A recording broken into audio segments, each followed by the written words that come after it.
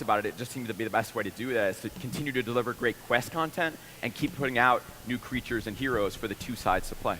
And I mean, I cannot disagree with the beauty that we saw there. But of course, I'm super excited it's going to be on the PC, so I get to play it oh so easily. Yeah, and it's great. It's really easy to play on the PC. Yeah. You can plug in a controller, you can use mouse and keyboard, you can do it wherever you want.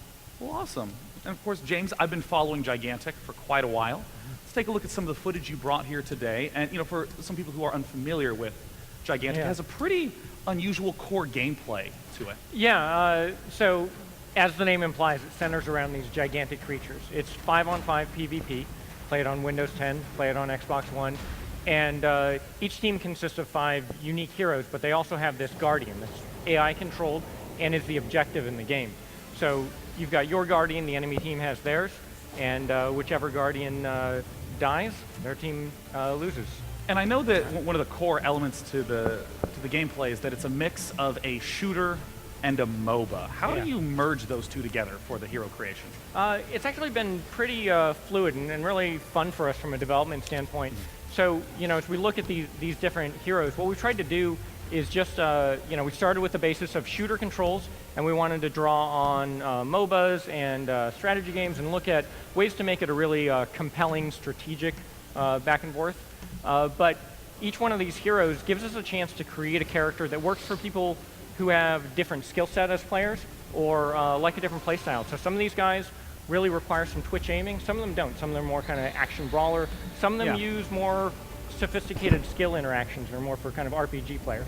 Well, I know that a lot of MOBAs, the heroes are very statistical based. If you're a DPS, if you're a tank, it's defined by those numbers. But in a shooter, so much of what seems like would define a character's strength would be the player's ability to aim. How do you balance those two? We assume that you're good at the character depending on what the character calls for. And some of them... That's a bold move. Some of them don't call for as much aiming skill. Some of them are much more about tactical thinking, positional thinking. So there's a character, Griselma, that summons these portal creatures. And so she's not really doing the combat herself, but she's got to think strategically about how she places things. Some of the characters, a melee character, it's more about, when you're going to get in there and mix it up versus when you need to hang back. And I mean, I know that there's a lot of very unusual hero design in the game. What are some of the ones that you're particularly excited about? Oh, man. All of them are a lot of fun. I think you don't get to say that answer. Yeah, you have to get some really cool ones. Yeah. All right. Yes. We've actually had a lot of fun on the team just letting people sort of put their creative vision into things. So, each character sort of represents different influences from different team members. But cool. Vadasi is one of the characters that I've always really liked playing. She's got 4 arms. She's a character that can run around and heal, sort of uses a beam skill to heal. But she can also hurt enemies. And with all the characters, during the course of a battle, you get to pick upgrades as you go. And those upgrades are branching upgrades on each skill that can make the character play in very different ways. So you can build Vadasi to be sort of the ultimate healer, or you can actually build her to do some real damage too. Well, like I said, I've been following development of your games for quite some time. Very excited to see the full product soon. I understand, according to the screen, that the beta is in August? Yeah. We're moving along. That's going to be closed beta, though we're going to try to let a pretty good number of people in, and then look for open beta later this year. Well, gentlemen, thank you so much for coming out once again. Thank you. David Finney. Hey, thanks a lot. David Eckerberry, James Finney. Good job. Now, Phil, we do have one more guest. We do. Quite a surprise. Very excited to bring out the studio head of the Coalition, Rod Ferguson.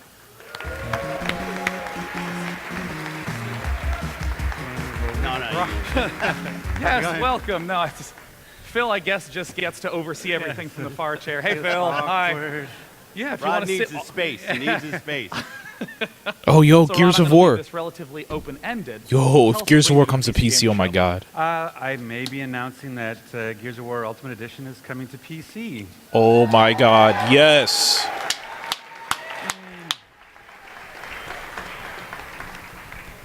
Let's go ahead and take a look at the Gears of War Ultimate Edition video. Talk a little bit about what we're going to see. Well, I mean, Gears of War is basically the first at its best. It's been rebuilt, remastered from the ground up.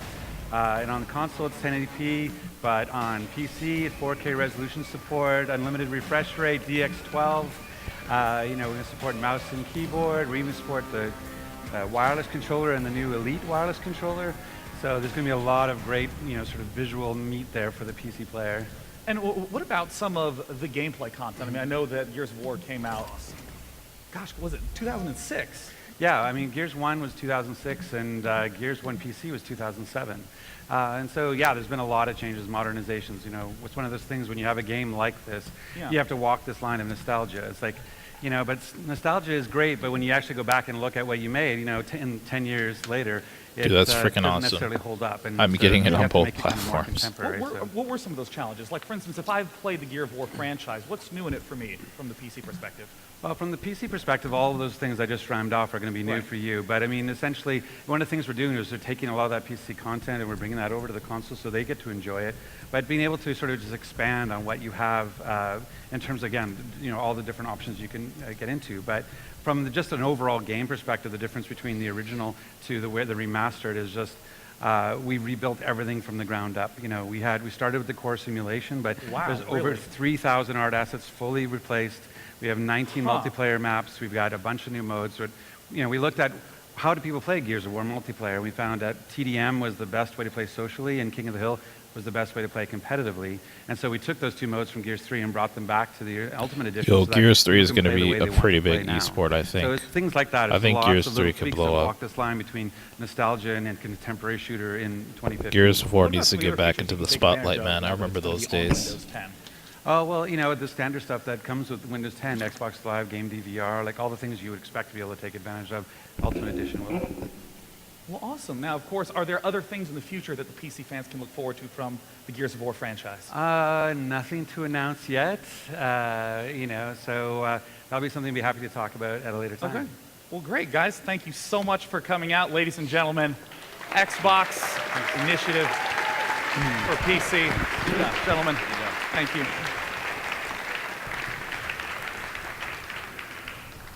Now, of course, this is a moment that I was asked to do. I resisted, but if you're looking for the one moment when Day 9 sold out, it's right now. Stay with me.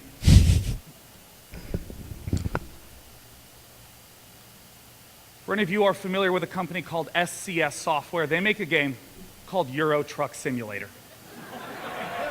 Oh my God. They are expanding west with all brand new content, and I am thrilled to be able to present to you American Truck Simulator. Are you serious?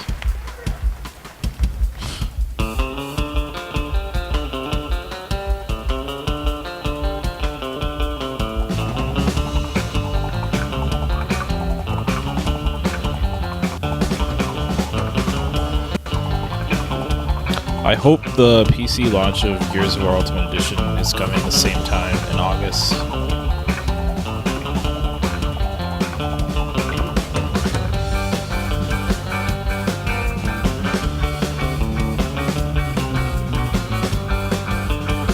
Why would you ever want to play this? I mean, I feel like I would oddly like it, but why?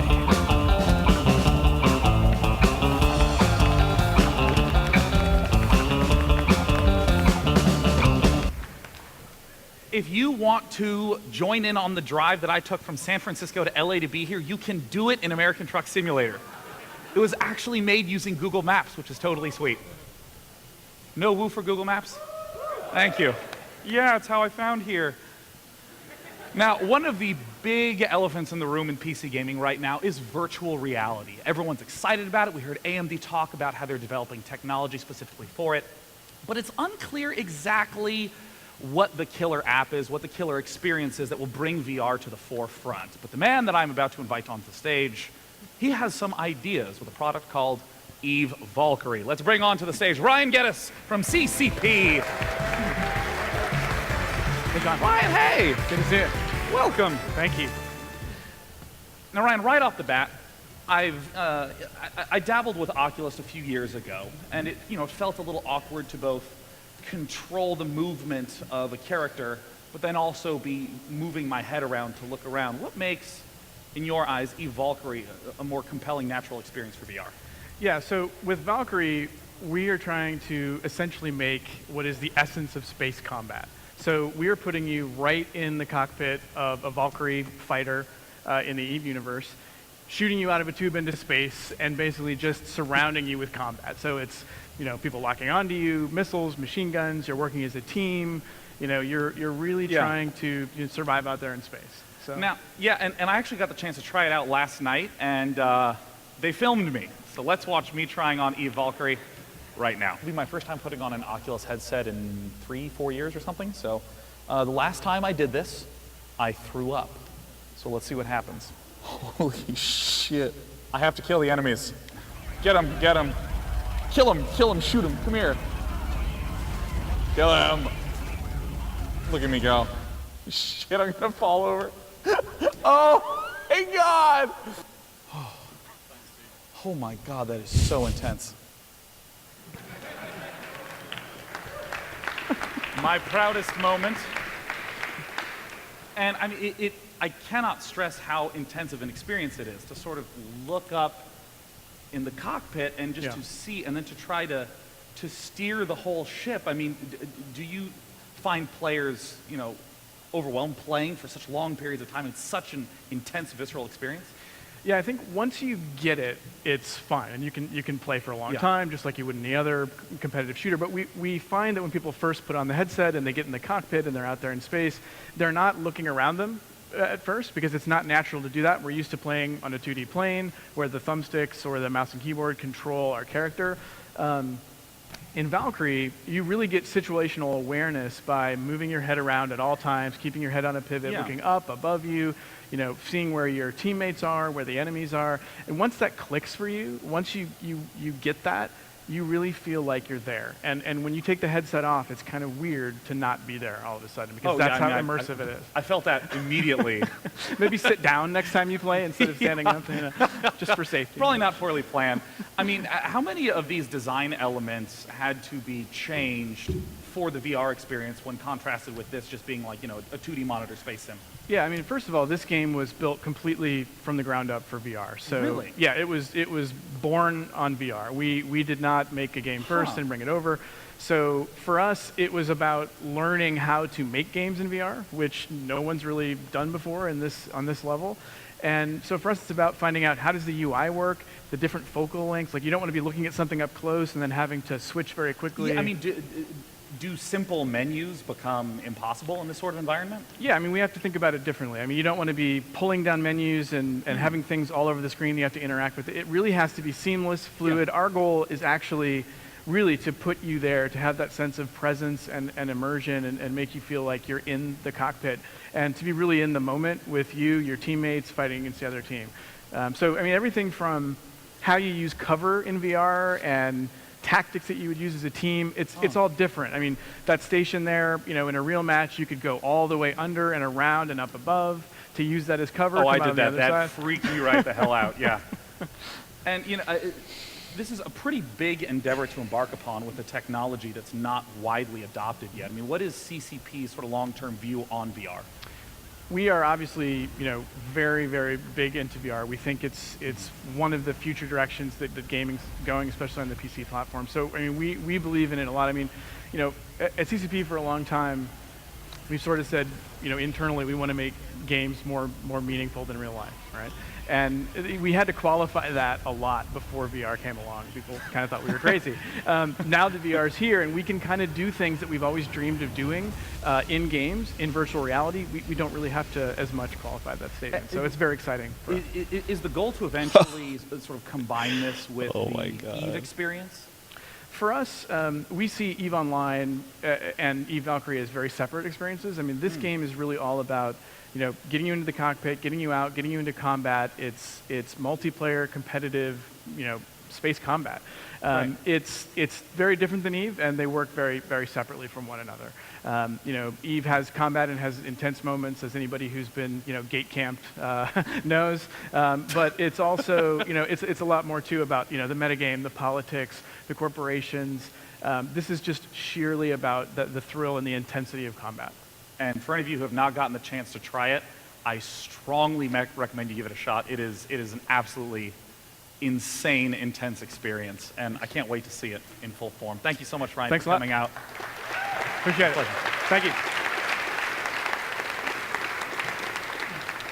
Our very next guest is one of the creators of a game called DayZ.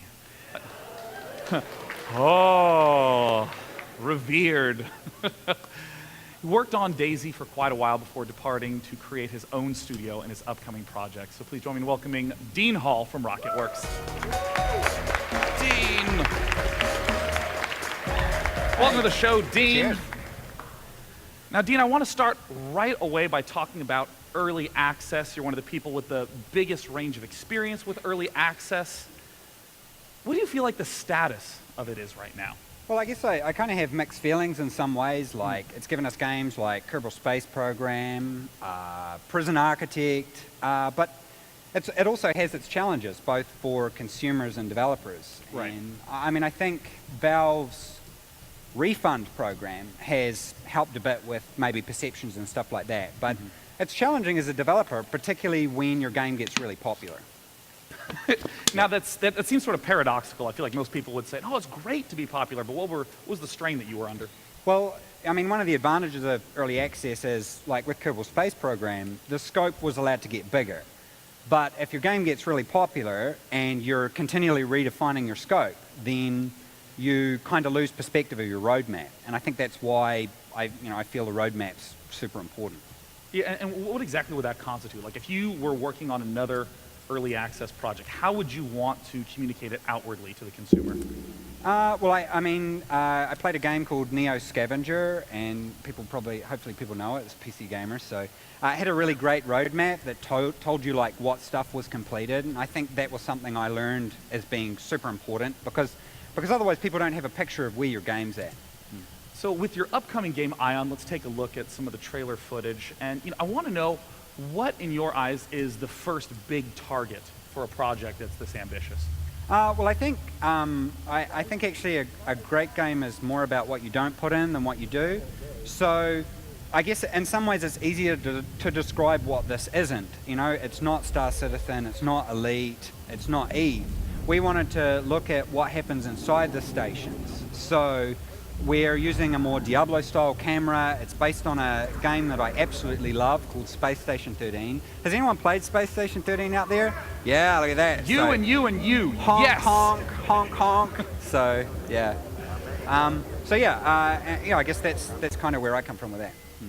Yeah, I'm actually curious with Ion. I mean, this sort of footage, it sort of hints to the gameplay, but if I open up Ion, what am I literally seeing and literally doing in the game in those early steps? Yeah, I mean, we're trying to give people an opportunity to see what it's like to, be a pioneer and go around the stations. So we're sort of stitching together these regions and then allowing players to have their own region and then, walk around the region. So, yeah, I mean, we wanted to get back from that first-person view and actually get back into that Diablo-style view. So it becomes more about what you're doing in the game. So is it not a 3D environment, or is it like 2D It is. with like a Z No, plane? it's a 3D environment. It's Okay. not true isometric, but yeah, offset camera. So, I mean, I know that there's a lot of ambition going into this project, and there's some people that feel like you abandoned the DayZ project. It had such a huge, ambitious scope. I mean, it pretty much spawned the zombie survival genre, and then you departed. I know a lot of people were upset. I mean, I think even on your Twitter it said that you're going to block people who talk about DayZ. I did for a while, yeah. Nice. I didn't though, yeah. That's kind of stupid. Well, now you can mute them. I'm kidding. Please tweet at me at Day9TV. Now, well, I'm curious how, with that stigma, how you try to shirk that and deal with that when you're working on this next project. Yeah, I think a lot of it comes down to, learning the lessons. And I think that when I first came up with DayZ, it was an accident. I mean, it was a mod that I thought maybe 50 people would play, but a lot of people played it. And when I first looked at what to do, I realized I didn't have the resources, and so I sold it to Bohemia, who I knew had the ability to make the game. And I stayed a lot longer than I'd originally intended, but Ion is an example of a game that I've always wanted to make, and yeah, so it's a challenge, and I think really it's now about me proving that I have learned lessons and that, yeah, we deliver on stuff. So, what do you expect to be a timeline to where we can begin to get our hands on it? What would you want that initial prototype to be? Well, we're showing very little at the moment because we're very conscious that to really make early access work and to make a decent game, we need to have more of a Besieged style approach. Who's played Besieged? Yeah, look at that. It's good, right? I built a catapult. They made a really polished core, and I think that's exactly what early access needs. So that's what we're doing. We don't have an exact time frame for that. We've already pushed a couple of times. Yeah. Now, because we only have a short time left, I have to ask, having played DayZ, I want to know for Ion, what's the best bug thus far? Oh, the best bug, yeah. So fairly recently, when you were clicking on another player, all their organs fell out. So we... Yeah, so it's a persistent game, so when your brain fell out, you couldn't do anything. So, and also your liver is kind of important. And if a kidney falls out, you're actually okay, you have another kidney, right? That's right, yeah. Although all your organs fell out, so... So you have realistic organ simulation in Yeah, Ion? yeah. The technology we're using, Improbable, the company that I've partnered for a joint venture in London, they've made this amazing technology that allows us to simulate all entities in the world. And I think that's what's really been able to allow us to double down on the concept. Well, you've teased a lot of cool ideas. I look forward to it. Ladies and gentlemen, Dean Hall. Thanks, Ion. PC Gamers. Thank you, Dean. PC.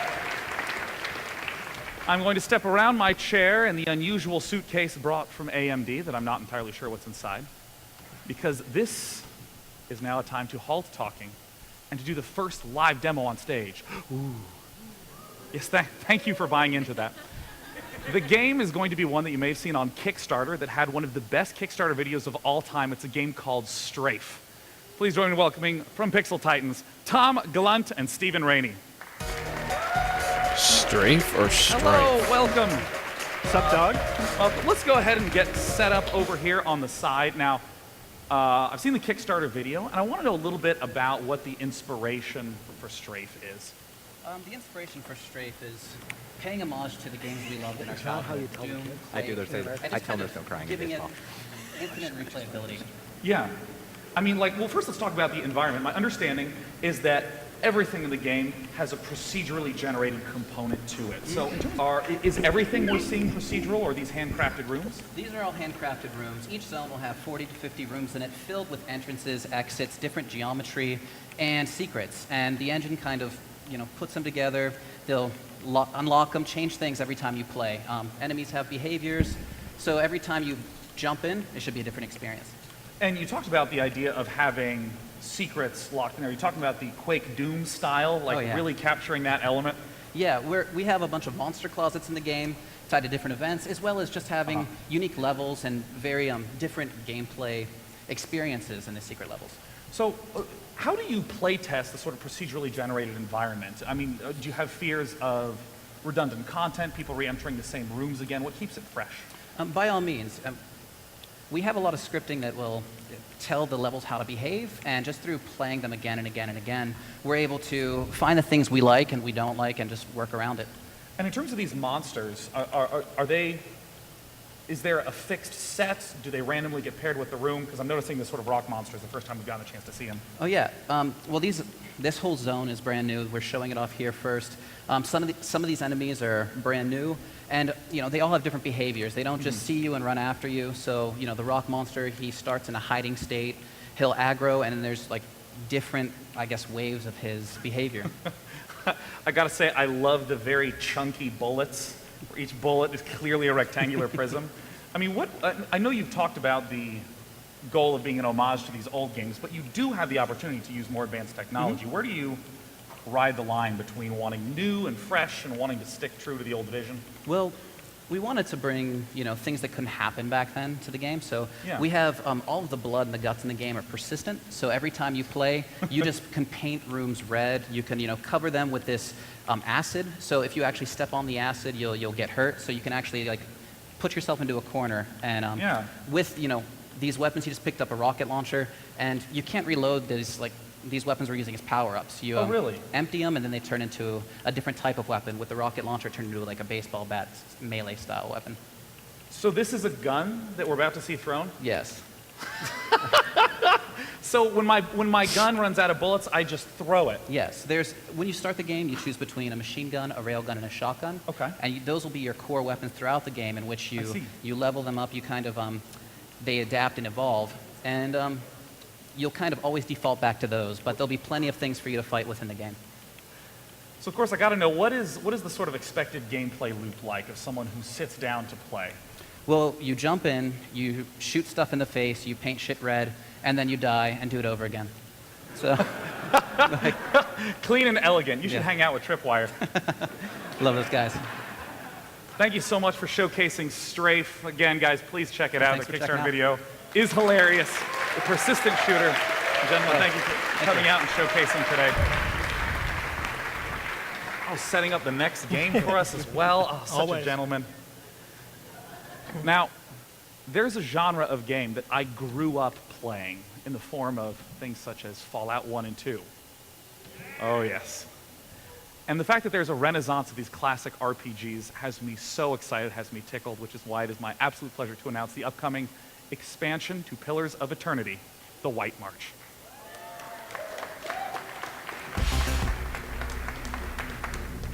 Cad Nua is restored by your hand, and word of that deed has traveled far. I write from the White March beneath the shadow I think of it's worth Durgan's mentioning battle, right now. the impenetrable valleys. I see something on my Facebook feed. Nintendo Deep within, petition for cancellation of Metroid Prime Federation Force. unclaimed since the So it looks like building's someone really hates this game and they just set up a petition to cancel it. I'm gonna click on this and see. breach. There are right now Reclaim the secrets of there are Durgan's 2,045 supporters, which really is not that many. They only need 2,500 apparently, and then to reach their goal, I guess. That's a very small amount of people, so this is not going to do anything. But that's pretty freaking hilarious. Pillars of Eternity. These guys are really salty about Nintendo, man. Even I don't hate it that bad. Or that It's time much. to welcome the CEOs of Obsidian and Paradox, Fergus Urquhart and Frederick Wester. Hey, Welcome back. alrighty. Nice to Good to see you. Oh, well, there we needs go. to be a traffic light up here, I know. Thank you so much. Now, of course, simple question. Yes. Tell us about the White March. Well, the White March is the first part of the expansion we're doing for Eternity. It's a whole lot more Eternity. I mean, we've been making RPGs for years, and the funnest thing about doing expansions is you get to just add more, and we're doing more companions, we're doing soulbound weapons, we're doing higher level cap, we're doing a ton of stuff. And of course, you know, what we're really known for a lot is all of the dialogue and the writing, and we're doing even more than we did for the main game. And, you know, I know that Pillars of Eternity was kickstarted for $4 million, and now you're teaming up with Paradox. Frederick, talk to me a little bit about your partnership. Well, we've known each other for a couple of years, so we know each other pretty well, and we Too well, are- sometimes. sometimes too well. We can sit for hours and discuss whether Highlander is a great movie or Plain Out Terrible, and that's great. Such a jab to put in there. I love that. So That's when the great. opportunity came up to work with Obsidian, we just said it's perfect because we want to work long term with our partners. They're used to working very close to their audiences, just like we are at Paradox as well. Yeah. So it was a perfect match. We even had like close to 20 people at Paradox who had been backers in the Pillars of Eternity Kickstarter. Oh, awesome. Yeah, and I think, you know, a big thing about, I think what's great about teaming up with Paradox, I mean, they're guys that think like we do about games. They love PC games. They love the weird games that we make and hardcore. And it's great now to kind of see this kind of new way of seeing games published and being able to work with people that kind of really, like, it's not these giant console games, which are great, but it's great that we can now offer like different games that you know, 5 or 6 years ago might have been hard to do. Well, I mean, I know that many people consider Pillars of Eternity to be sort of one of the darlings of the Kickstarter movement, but there's also so much controversy in there with projects asking for small budgets. 'Cause I mean, some games need 10 million to make the minimum viable prototype. Yeah. But you know, with 4 million, how do you do it? balance that with the community expectation as well as wanting to make a good game? Well, I think first of all, we're old, you know, and so we've been doing so we do this for a while, right? And we and particularly back at Black Isle Studios, You know, we worked on Planescape Torment, we worked on Icewind Dale. We worked Planescape Torment. Sorry, go on. Sorry, that's okay. All I'm really responsible for is the combat, and the combat wasn't that great. So, but we really learned how to make those games. We always wanted to continue to make those games. And so when we got the 4 million, and then we actually got another 1 million between when the game kickstarted and kind of towards launch. And so, you know, for about and ended up being, our budget was about $5.5 million. So we were able to do it, really close to kind of what we got out of Kickstarter. Wow. I mean, from a publisher's perspective, I mean, what are your thoughts on the way Kickstarter is now changing the market? Yeah, Kickstarter, first and foremost, we've been on the fence ourselves to do a Kickstarter. And the most obvious reason for that is that you set expectations for the project very early. And everyone who's been for a few years in the games industry knows that your first idea is not necessarily the game that reaches the market X months later. So that has been something that kept us away from it. But when we started talking to Obsidian about Pillars of Eternity, they were already so far ahead in development that we could see this is going to be the final product. And these guys have been making games for 100 years, so it felt realistic. That's amazing. So, I mean, is it trying to balance the vision against what you're presenting, or is it just about, you know, if that vision does change, do you feel comfortable communicating that, or is this just not an issue for the? No, I think a lot of it. This is too much of a talk show. We're gamers, and we want to. Oh, this is gonna be exhausted. Right? And if it's already got over an hour. You know, we really should only do 6 classes. Now let's do 11. You know, and a lot of that is in the excitement of the Kickstarter. You can. Oh man. Much, and I think we even did to an extent. But in the end, I think it's all about. I think what we did a great job with Eternity, and what I'm proud of, is really that we said we're going to go make. I guess I'll just keep writing articles, because and I feel we did. This is pretty slow. And we are super thankful to all our backers that let us do it. I'm super excited to see the White March soon, guys. Thank you so much for coming Thank out. you. Yep. Fergus, Frederick. Thank you. Thank you. Thank you. Thank you. How are you guys enjoying yourselves tonight? So far, so good? We cover a lot of material on this show. And our next guest is a name that many of you know. He is the legendary creator of Elite and Elite Dangerous. He is the CEO of Frontier Developments. Let's welcome David Braben. Thank you very much. Thank you. We're in a real golden age of PC gaming, and we at Frontier are proud to be a part of it with Elite Dangerous. We've had 3 great updates to the game already since launch, but that's just the start.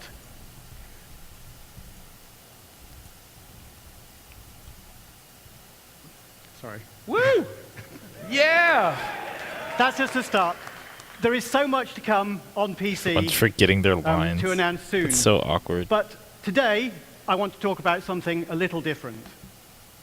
It's a game we've wanted to make for a long time. Another game we wanted to make for a long time. It's the revival of a great genre, and it's coming to PC in 2016. Awkward. It's available for pre-order now on the Frontier store, and this is what it looks like.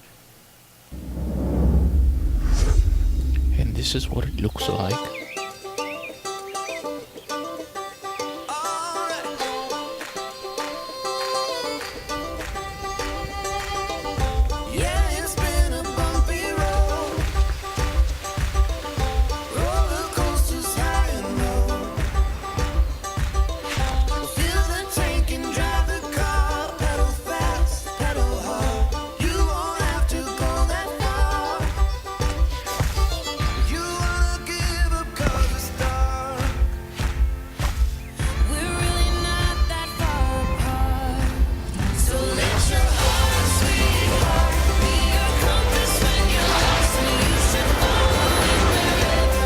Roller Coaster Tycoon. Or something theme park related.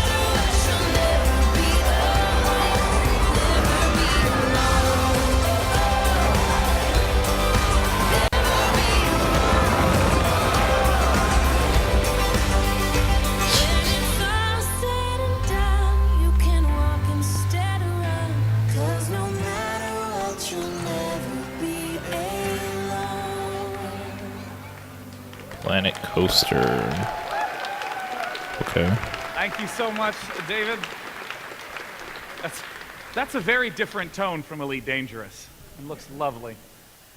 Now, we have a very different genre coming up next, a genre that I find to be one that would be very hard to develop for. It is the MMO genre. Please join me in welcoming the director of ArenaNet to talk about the expansion for Guild Wars 2, Heart of Thorns. Guild Wars 2. Colin Johansson, welcome. Hey, Colin. Hey. Now, Colin, I know there's a lot of content in Heart of Thorns. There is. And one of the big things you want to talk about today was the Guild Hall. Yes. So I'm here today to reveal a world exclusive, our Guild Halls feature, which is our big social feature for Guild Wars 2 Heart of Thorns. And we believe that these online worlds should really be about creating opportunities to bring players together. That's why we make games. Hundreds of players playing around in maps. Makes sense for an MMO, yes. Let's not keep them separated. And Guild Halls is our answer to how we allow these players that we're bringing together to have a truly meaningful impact on our world and to own a part of that world. And I brought a world exclusive trailer here today to show what they look like. Well, let's take a look.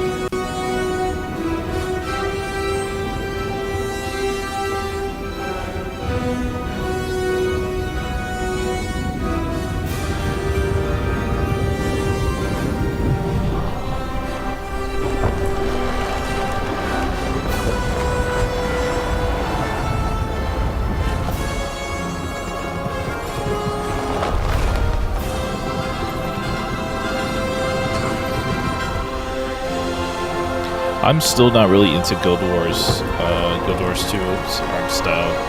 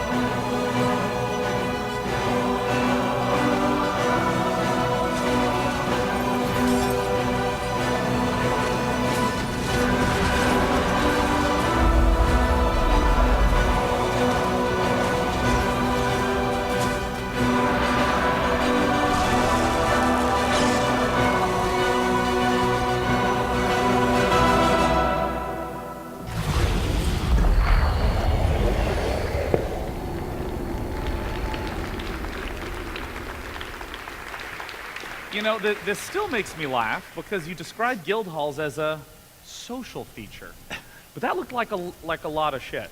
Yeah, guild halls are a lot more than a hall. They are an entire map that your guild gets to own. And the way these work is basically the map begins owned by the Jungle Dragon and its armies. And the guilds will band together, they'll fight their way into the jungle, and they'll actually fight their way through this hall to capture the map for their guild. Once they own it, it becomes basically their home to customize, personalize, grow, and develop. And there's so many features carried within this that players can experience. You can form guild teams now, and from here you can take your guild team out, you can compete in the competitive PvP leaderboards, and compete to the top of our world leaderboards, which is a new feature we're adding with guild halls. You can go on guild missions through the guild portal, where it opens up a portal your entire guild can take, and all together you can go out in the world and you can complete guild puzzles, go on guild treks, guild races. Within the guild hall itself, you can build all these different buildings as well as your guild progresses and grows. There's so much customization in here and fun for guilds to have. I haven't even gotten to ask you. So, I mean, how much are we not getting to see here? There's a ton. I'll tell you about what some of these buildings are that we're looking at right now. For example, this first one that you can build is an arena. This is actually a combat sandbox that a guild can own. They can customize it. They can fight against their friends, their guild. They can invite other guilds in, and they can brawl against each other. You can decorate this arena. You can put up walls. You can set up traps. You can put down turrets. And you can even change the decorations live while combat is going on, while people are in there fighting against each other to change up the experience. Another one of the buildings that you can build is the workshop. And the workshop is a place where we're adding an entirely new guild-specific crafting profession, where you can make items for all the people in your guild. And within there as well, you can build items that they can take out in the world and use to play the content that we've built in the game. Well, this was a very easy segment for me. That was great. My host, Colin, yay! Now, I mean, what is some of this that we're seeing right now on screen with this assault on this castle? Yeah, so one of the really cool buildings that you can build in your guild hall is actually the War Room. And the War Room allows you to build tools that you can take into our epic hundreds of players world versus world PvP. And you can use these tools and take them with your guild. You can claim objectives and use those tools to help your guild attack and defend objectives in world versus world.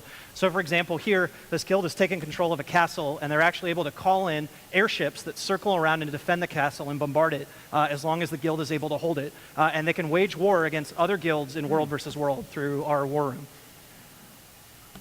Well, you know, honestly, Colin, I'm just going to ask you a pretty simple question. Anything else you want to talk about today?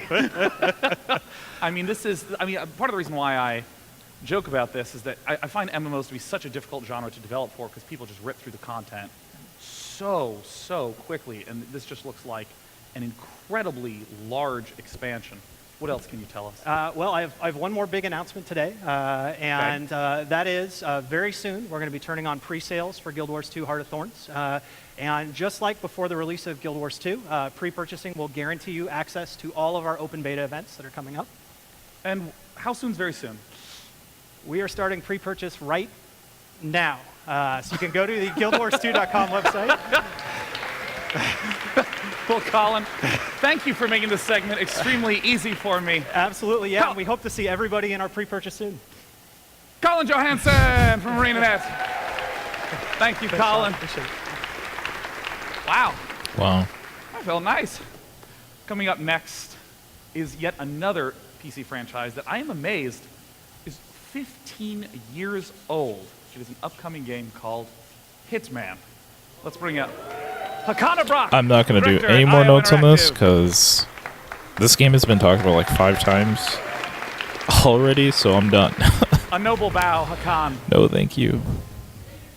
Now, right away, I have to ask, how long have you been working on the Hitman franchise? Me? Yeah. It's almost 10 years now. 10 years? 10 years of it. Yeah, like when you're in this place, are you just imagining exit routes and who are you going to eavesdrop on? His mic doesn't even work. So, I mean, I want to go ahead and take a look at some of the footage from your upcoming game.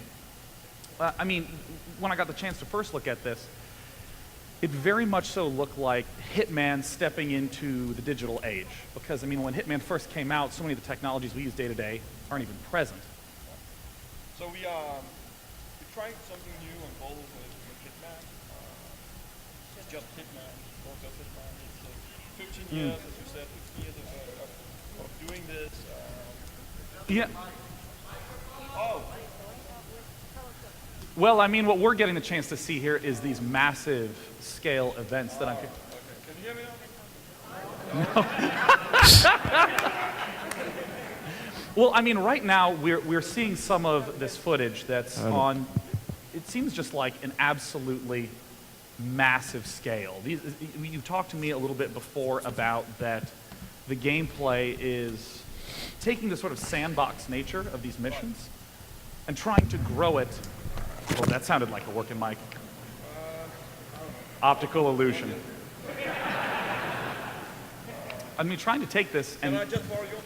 Yeah, here, you know what? No, come here. Lean close. No, this is how it works, please. Embrace me warmly. I'll never let you go. This guy is so dumb. Whisper the hits sweetly into my ear.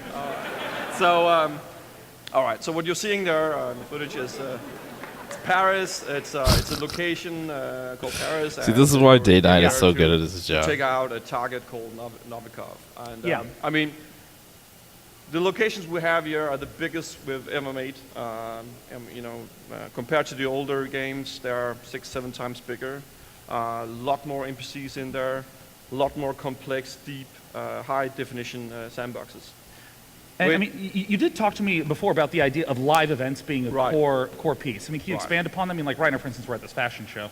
Right. So, so Hitman is, you know, a new bold move for us. Before we've been working years on a game and put it in a box and just put it out there, right? Just Right. hoping everything went well, right? Some things gamers would love, and some other things, well, we could have tweaked that, right? Right. So what we're doing right now, we are launching the experience at 8th of December, digital launch, where we'll have the opportunity to grow, deepen, and expand the universe.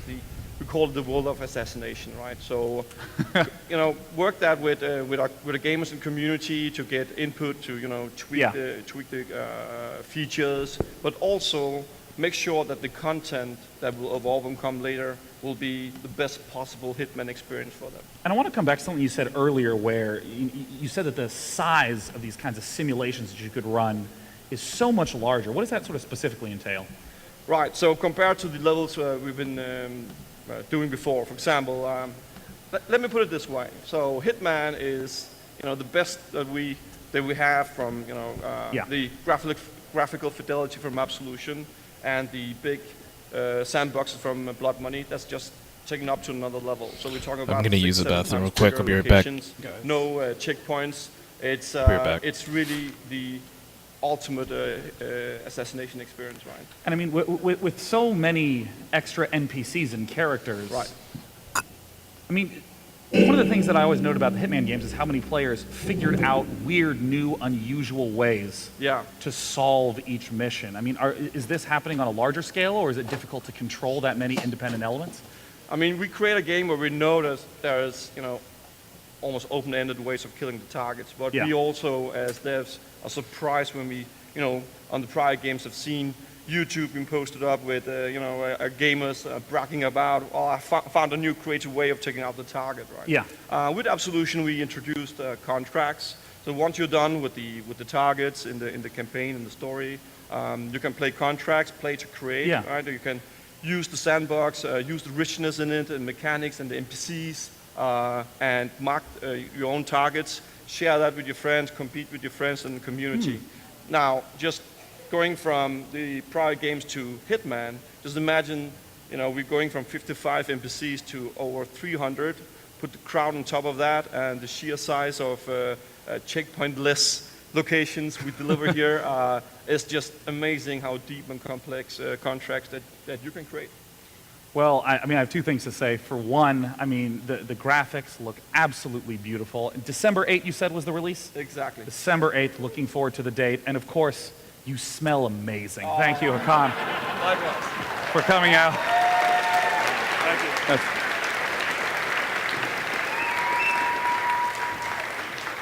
Now, of course, the technology that is helping, the technology that is helping make this possible, we talked about a little bit earlier in the show. And I'm thrilled to get the chance to bring on right now the CEO of AMD, Lisa Su, to talk about some new product lines coming up for the developers. Lisa, Ron, welcome. How are you? I'm doing great, Lisa. You're doing fantastic. I am doing just wonderfully. Now, we just got a chance to look at some of the in-game gameplay footage. What is the sort of benchmarks you're trying to hit, the goals you're trying to make to deliver the best quality experience for a game like Hitman? Well, you know, you have had just an amazing group of people on this show today. And Right? Is it amazing? Yes. Hey! I'm really glad you enjoy it. And I mean, it says something about where PC gaming is going. And for us at AMD, it's about how do we enable those experiences. So take a look at Hitman. Wonderful game. It's all about 4K. It's all about enabling that experience and ensuring that we have the hardware to do that. So for us, it's, you know, how do we capture those key technologies that will enable that gameplay? And when you talk about key technologies, I mean, I mentioned this a little to Richard that you have people worried about video streaming, VR, just general performance on single-player experiences. How do you balance all that sort of stuff?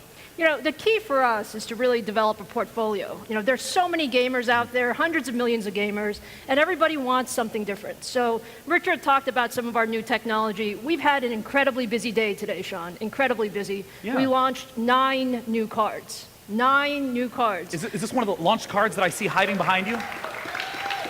What is that?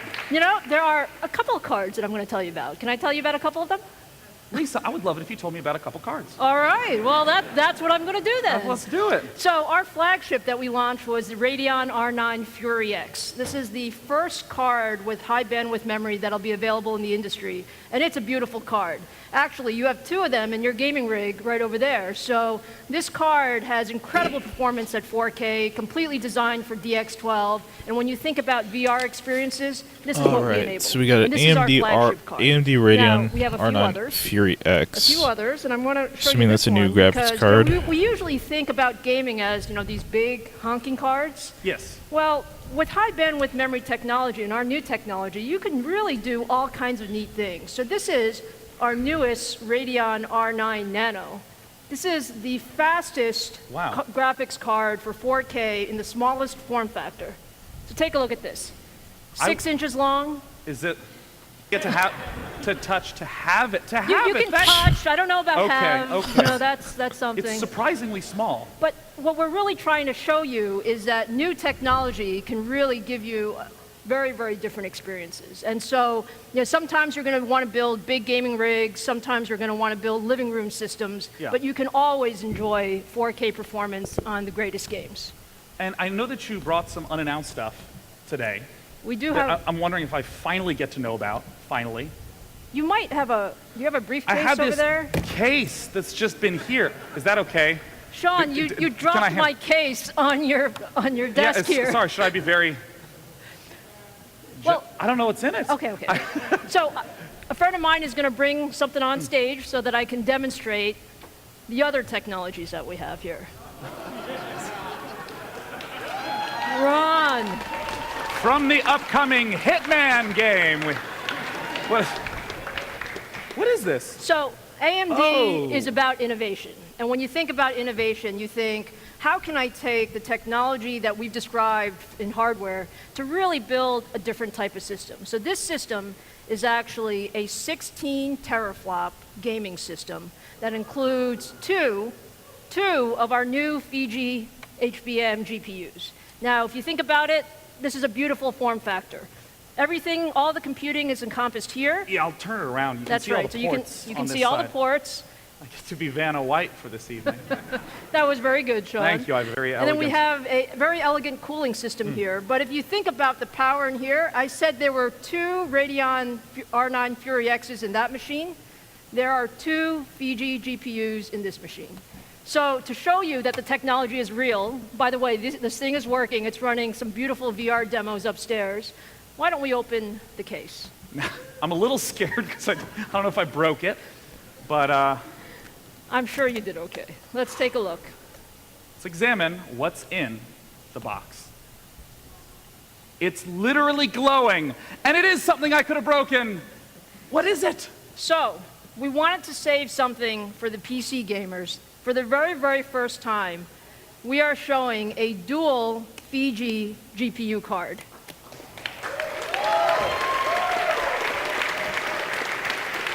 Wow. This is a card that powers these systems, and it tells you what the technology is capable of for PC gaming. And I understand that these are upstairs right there right now for people to play with? They're absolutely upstairs right there right now in Club AMD. So we have a bunch of wonderful games and demos up there. And the main message I wanted to make sure that we left with you is AMD is about gaming, and AMD loves PC gaming. So, Sean, thanks so much for having us. Thank you for coming out. You're like Santa! Look at all the toys! We like the toys. Do I get to just keep these here? I don't think so, Sean. Okay, well... We might come back next year, and then we'll talk about it. Okay, right? well, I'll just keep the nice case here under the table. I'm taking the card. He can keep the case. Thank you. Thank you so much for coming out, ladies and gentlemen. Lisa Su, CEO of AMD. She only just left one thing that would have been so excellent. Got it done. Our upcoming guests are known just as much for their gaming franchise as for the mods that are built on top of them from Bohemia Interactive. Let's welcome to the stage Joris Jan van Uitland and Jay Crow. Welcome. Good to see you. Joris, Jay. Perfect pronunciation. Perfect pronunciation. 6.5 out of 10. So I want to ask, or I wanted to say right away, thank you so much, guys, for coming out. I love all the mods that your games are built on. Yeah, it's awesome to be here, finally, an event dedicated to PC gaming at E3. Yeah. Thank you for setting it up. Yeah, well, I mean, I know a little bit about what we're going to see. My understanding is it's something a little bit special that no one else has seen here yet today. Correct. We've been working on an expansion for Arma 3 for a couple of months, and it's finally the time now to show you the major component of it. So let's roll the video. Let's take a look.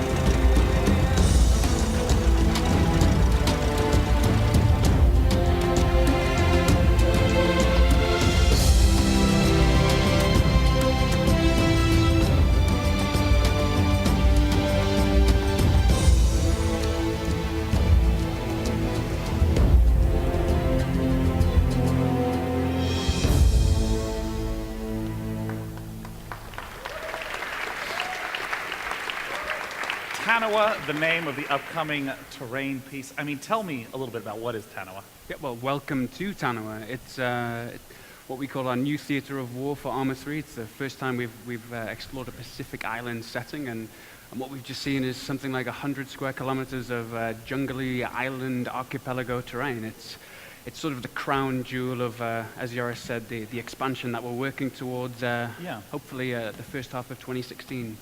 I mean, in all my playing of the Arma games, I've always felt like the terrain is one of the most important characters of the game. And I mean, we already see some architecture that's not really found in the rest of the game. Yeah, exactly. I think the setting is something really fresh for the Arma series. And our environment lead, Martin, he's described this from the very beginning as a green hell. So it's a bit more raw and more gritty than your typical holiday resort. And I'm really looking forward to making some cool military scenarios in there. And I mean, I also saw that islands seem to be a pretty central component to that. I mean, is this going to change the way that the movement works for the player? Well, it's certainly something new for the Arma series. I mean, I think like all of the terrains, which have been such a massive part of all of the games that we've made for the last 15 years, Generous, Altis, and now Tanawa, the core experience is the same. You know, it's a richly detailed, kind of authentic world, but definitely the islands, the archipelago, it's something new. It means exploring the islands a little bit differently. Maybe on the water is a bit more important this time, underwater as well. Yeah, and we're looking forward to putting it in the players' hands and seeing how they explore it. And we talked about this right before you came on the stage, that you guys are such huge believers in modding. And this seems like a brand new toy for modders to play with. Exactly. It's a whole new canvas for modders to make all their creations on. Can be anything from authentic military experiences to completely crazy stuff. I'm looking forward to dinosaurs myself, for example.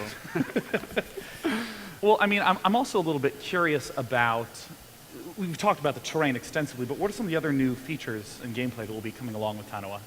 Well, we definitely know that we make a game as a platform. So we have our own vision of what Arma 3 is, and we also have to think about the modders. So the features that we're bringing along, like we see some of the screen space reflections, we see the water technology, so it's going to look a little bit more beautiful. DX12 is going to be something that will really kick on the performance, which is a really important part of the Arma 3 experience. Like we want to really nail that down for the expansion. And a few other things aside, like the expansion itself is really a content pack built around Tanoa, but also with weapons and vehicles and local factions competing. Well, I'm super excited to see the game, and of course, what the modding community is going to do. I mean, DayZ, Take on Mars are just incredible experiences. So, again, from the bottom of my heart, thank you so much for your amazing support of the modding community, guys. Right. Bohemia Interactive. Thank you. Thank you. Thanks, Martin. Thank you. Now, our next guest is working on an absolutely beautiful and unusual indie game called Beyond Eyes. Let's welcome to the stage Sharida Halato. Hey! Welcome! Hey! Thrilled to finally get the chance to meet you. Please come join me. All right. Now, Sharida, I was wondering if you could tell me a little bit about the core gameplay of Beyond Eyes. Okay, so it's an exploration game, and it literally means that if you don't explore, you don't get to see anything, because the whole world is completely white until you start walking around. So because she's blind, she kind of uses her other senses to visualize the world. So if she smells things or if she hears certain sounds, she will just visualize them as she perceives them at that moment. But then because she's kind of sheltered, she doesn't always have the right reference to pull from. So she hears something and she thinks of something that she knows because it's familiar in a garden, for example, like a fountain or something. But then when she comes closer and smell kind of starts coming in, she realizes this is not a fountain, it's actually a very nasty sewer drainage. And you kind of play with that. I mean, the big thing that I always, immediately strikes me when I see the footage is just the beautiful art style. But of course, audio is a really interesting piece to the way that the environment's explored. Absolutely, yes. Yeah, tell me a little bit about that, audio as a mechanic. Yeah, sure. I can do that. No, I wanted to make the game work on several levels. So with the audio design for the game, we started thinking about sounds that are similar to other sounds and kind of identify what something can be. And the same thing, like we wanted to make sure that the way it's visualized works with that theme as well. I mean, in terms of the art style, as you're iterating through, you're talking about visual representations different from what it actually is. What was that process like of testing these to make sure that the player wouldn't be confused while exploring these environments? So originally when I started making this game, I was in college. So we would basically, I started working on it with a friend, and we would have this basket of cupcakes and like say to other people, other classmates of us who were also testing, like, can you come in, you get a free cupcake, here's a bunch of sounds, textures, smells, can you tell me what you think it is? To kind of get that baseline of how things were perceived by different people based on their experiences. So that was kind of the start of it. And after that, it's just a lot of thinking and talking to people and trying, basically, iterating on the thing. And what has really been a big challenge for you as an indie developer working on a first-time title like Beyond Eyes? Scope. Basically, yes. So Beyond Eyes, I think I was lucky that I never made and released the game before, because I've been working on the game for 4 years. Yeah. And if I had known from the start that it was going to be this long of a process, I probably would have contained myself a little better, but because I didn't know, I kind of got very overly excited and kept adding things, and it became a lot bigger and more ambitious. So getting the scope there was certainly a good lesson for a future project. Well, I've said this before, and I will continue to say it. I think the art style is absolutely beautiful, and I look forward to the final product. Thank you so much, Sharida.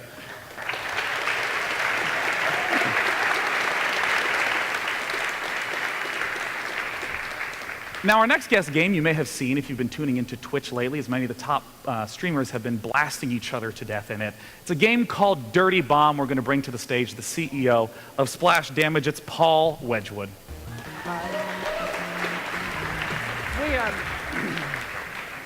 You know, for For the past 10 years, we've been so fortunate to work on some of the world's biggest intellectual properties, Wolfenstein, Quake, Doom, Batman Arkham Origins, and we've just announced our collaboration with the Coalition on Gears of War. But today is actually a real first for us, because Dirty Bomb is the first shooter in the entire history of Splash Damage that we own, that's actually our game. And that control gives us a completely unique approach to the way that we make it. Just 9 months after starting, more than 2 years ago, we involved the whole community in the game in our private forums, and we've had tens and thousands of messages posted in support of the game, giving us feedback on competition, collaboration, and so on. So we're really pleased to announce this trailer. Head on over to the PC Gamer website for a giveaway of a mercenary called Fragger. You can get your Steam code there today and view the full version of this trailer as well. Thank you very much. Some men fight for a higher cause. Honor, justice, freedom. Some call these men heroes. We call them scrubs. Oh. Guys, ready to fuck up. Scrubs. We're not soldiers, we're hired guns. And there's only one thing we fight for. Cold, hard cash. Destroy the primary objective!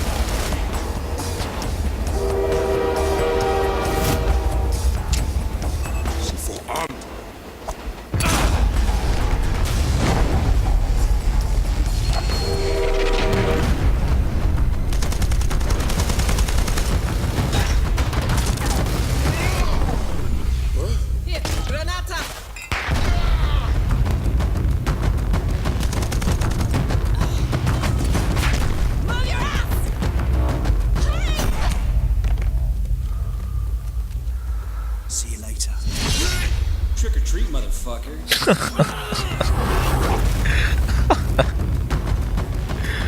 Oh, man.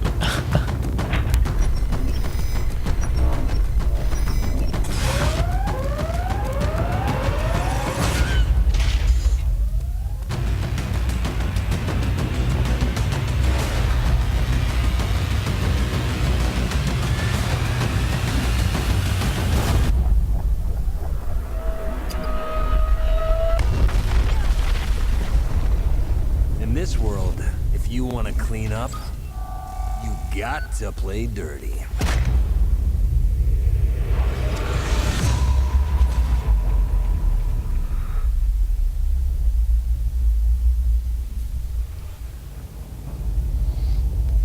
Dirty Bomb, ladies and gentlemen. This game is actually pretty cool. I just like can't run Trailer it. that always makes me laugh. And now let's take a look at a completely different kind of first-person experience. A game recently announced from the maker of Gone Home. Their upcoming title is called Tacoma. Let's bring to the stage Steve Gaynor from Fulbright. Hey, Steve. How you doing, man? Welcome. Thanks for having me. Now, I know that Tacoma was revealed yesterday. The sort of teaser trailer's been out for a little bit. We're going to take a look at it now, and this is really the first chance that we get to talk about the game. I mean, walk me through what the experience of Tacoma is. Well, it's a first-person exploration game. You know, like Gone Home, it's about exploring a place and finding out the story of what happened there. But in this case, unlike that game, we're in a near-future kind of high-tech space station setting, where not only are you seeing these kind of digital recordings of things that happen on the station, but you can use the zero-gravity environment to your advantage to propel yourself through the environment and see it from all different angles. What are the sort of gameplay opportunities that open up when you get that sort of zero-G space?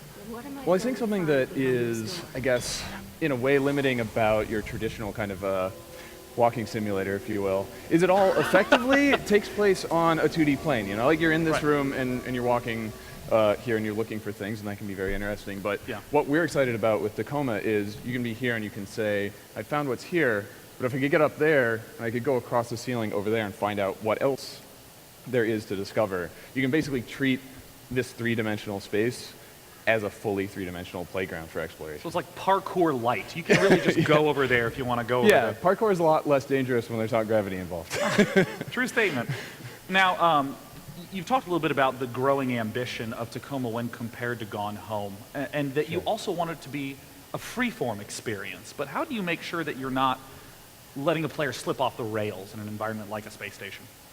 I mean, I guess, you know, it all comes down to level design, right? Like, to use the environment to give the player the freedom to explore it on their own, to not say, you have to go here, then there, and really, like, guide the player by the nose and say, here's how you have to play the game, but still let the environment point them to say, well, there might be something here. If you're finished here, this might still be interesting over here. And basically work in collaboration with the player to help them find all the cool stuff in the game without forcing their hand, you know? Yeah, I mean, Gone Home was a relatively small environment in a house. I mean, how large is the space station Tacoma? It's definitely not an expansive city-sized facility, right? It's a small way station between the Earth and the Moon. There's a crew of 6 that live there, you know, year-round. And so it is still kind of an intimate space where these people live their lives, but obviously very, very different from a family's home in the 90s. Yeah, I mean, I assume it's probably hard to get reference points in a space station that you would in a house. Right, yeah. You can't exactly just, you know, open up a Sears catalog from the 90s and say what kind of furniture would there have been in this space station. So that's one of the things that we're really excited about is Gone Home was really about recreating a point in time and a place that has really existed. Yeah. And with Tacoma, we're able to imagine what this place might be like 70 years from now and where the world we live in now could lead to. And that's the world that the characters in the game live in. That's really what you're discovering as you play. And I really think it's so cool the way you've taken the sort of familiar mechanic of the first-person exploration and really created a story around the environment with Gone Home and now with Tacoma. So thanks so much for coming out to intro it and to talk about it a little bit. Awesome. So, Thank you so much for having me. Steve Gaynor from Fulbright. Thanks, everybody. Cool. Cheers, man. Now here's an introduction that has a little bit of personal pain associated with it. There's a game I streamed myself playing a while ago called Amnesia: The Dark Descent. It was emasculating. The game's pretty scary. And of course, the folks over at Frictional Studios have been hard at work continuing to expand the horror genre with their upcoming title, Soma. Let's bring on the stage Ian Thomas to talk about it. Hi guys. Thank you, Sean. So yeah, since we released Amnesia nearly 5 years ago now, we've been working on something a bit different. We really wanted to take horror in a slightly different direction. We wanted to take what we'd done with Amnesia, deepen it, but start asking some really disturbing questions about our place in the world, about identity, and about what it really means to be human. So we created Soma. It's a new horror game. It's set deep under the sea, and you're about to see some never-before-seen footage of it. Go ahead.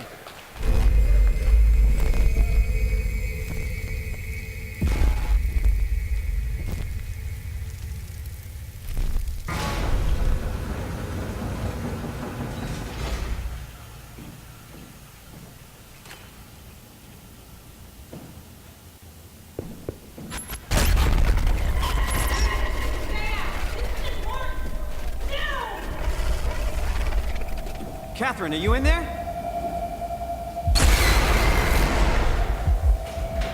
Catherine? Be quiet! Don't look at it!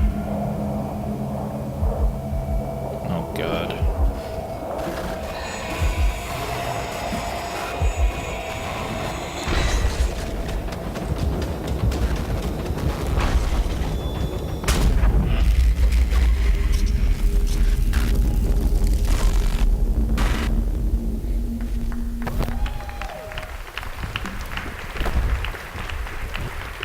Already stressed out. Coming up next, we talked about this game a little bit before. It's an extremely popular mod from Arma. It's a game called Daisy that is under continued development right now. Let's bring out the project lead. It's Brian Hicks.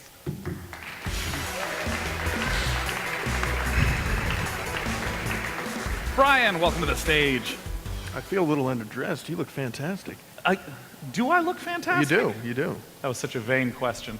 Although I will say I'm very proud of this tie. I tied it myself. It does deserve applause. I love eventual applause. That's my goal.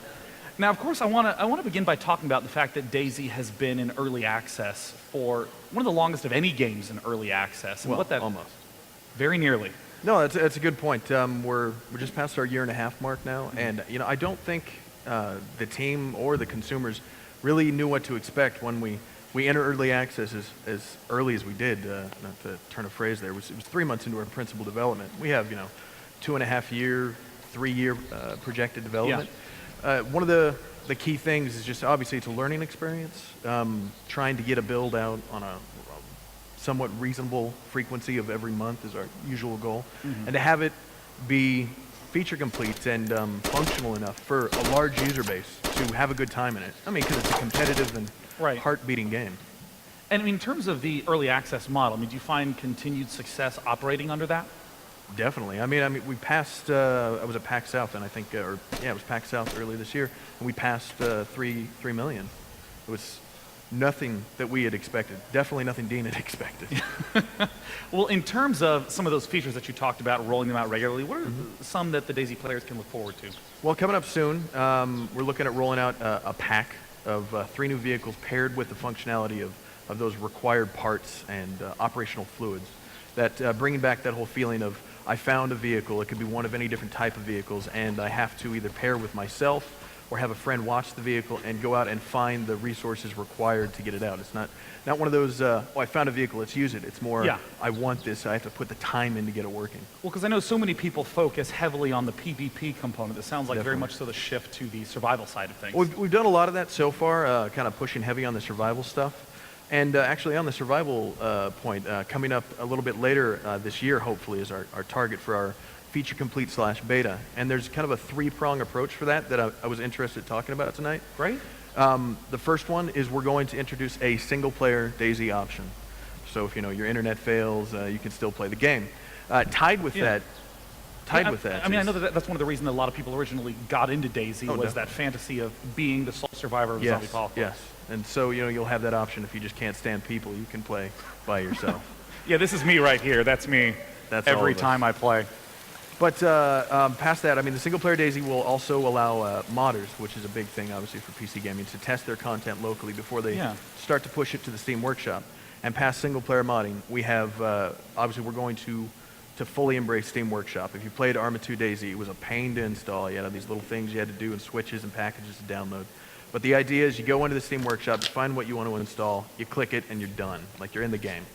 And past that, I guess the big thing that everybody wanted to know when it came to modding is we are going to be releasing publicly the tool. It's a separate piece of software. No buffering.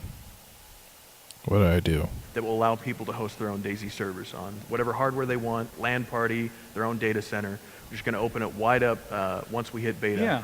So everybody can do whatever they want with DayZ. Yeah, I mean, what are the sort of expectations you have going into that? Because, I mean, obviously, with the original Arma games, there's just this huge range of mods that people have created. And how do you, do you just translate those lessons over to DayZ, or is it a unique case? Well, there's definitely a knowledge base that'll transfer over. But part of the thing that has taken a lot of time for us to develop DayZ is we're also developing its engine in tandem. Fusion. Of course. And as we get to towards our feature complete area, that's when we start to roll out the tool set for Infusion. And there's going to be a bit of a learning curve, but the idea is, as we have new scripts, new animation graph, everything is designed to give people more control and easier control over DayZ. I'm excited to see DayZ finally enter the beta, because as we talked about, been one of the long-standing successes in the Steam early access. So Brian Hicks, thank you so much for coming out to talk about DayZ. Thank you. Mods. And we talked a little about this before, that Bohemia has continued to have an extreme dedication to its modding community. Up next, we're going to take a look at a video from another early access title that Bohemia is working on that did begin as a mod. It's called Take on Mars.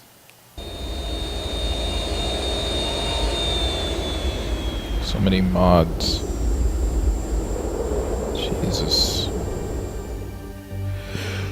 Oh, man.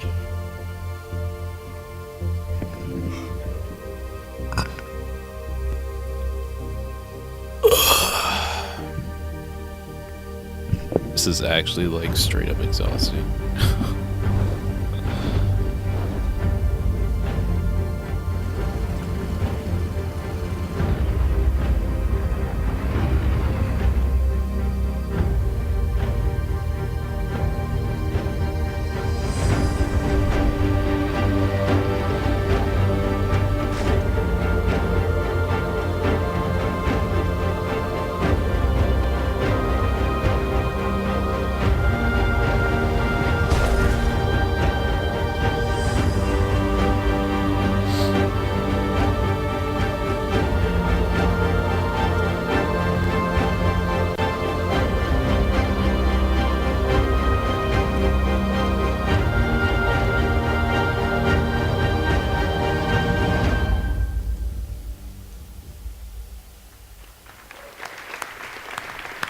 It's amazing to think that that all began as an Arma mod. Now, our next guest is a man who needs no introduction, but I'm just going to go ahead and do one. He is a long-standing figure in the gaming community. He just recently started a company called Boss Key Productions, working on a title called Project Blue Streak. Join me in welcoming Cliff Blazinski. Welcome. What's up, man? Good to see you. Thanks so much for coming out. I like your butt divot. Oh, I know. This is for you. This has some of the best professionals in the industry have all sat in this exact It's spot. still warm, actually. It's quite nice. It was warm for everyone except John Gibson, who started the day off, but continuing strong. He powers through, you know.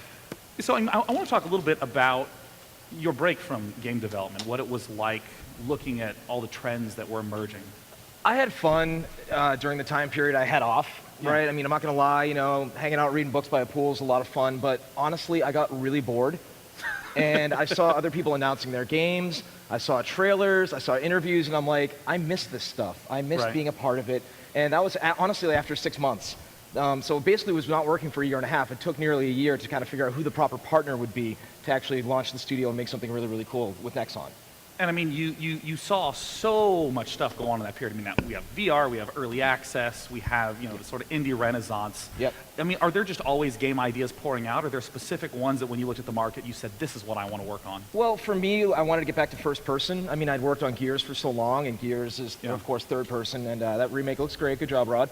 And it's one of those things that, you know, seeing down the barrel of the gun, you know, it's a very, very powerful thing. Very visceral. And, you know, I find that with the kind of game we're making right now, you know, there's so much more room for unique weaponry in a first-person shooter that's not just a shotgun or an AR-15 or a rocket launcher. There's a lot of unique twists you can do in the sci-fi space that kind of really make things really interesting and unique. And in terms of the gameplay, I mean, with Project Blue Streak having, you know, multiplayer focus component to it, I mean, how does that design experience factor in?